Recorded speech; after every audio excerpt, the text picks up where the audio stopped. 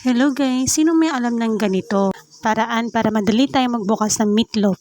So ganyan palang ginagawa ko guys. O di ba umaangat na siya, napakadali lang. So dati mga mare, hindi talaga ako marunong dito. Buti tinuruan ako ng asawa ko. So 2 lata pala tong meatloaf na uulamin namin. At kung hindi nyo pa alam ito, gayahin nyo na din para hindi kayo mahirapan magbukas ng ganitong meatloaf, di ba? Nung una talagang durog na durog at nahihirapan ako dati. Buti na lang natutunan ko to.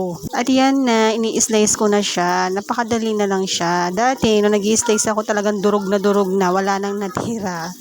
Ngayon, alam ko na po yung technique kung paano madaling magbukas ng meatloaf. So, gawin nyo din yun mga mami. So, pinainit ko pala tong upo na ulam namin kaninang tanghali.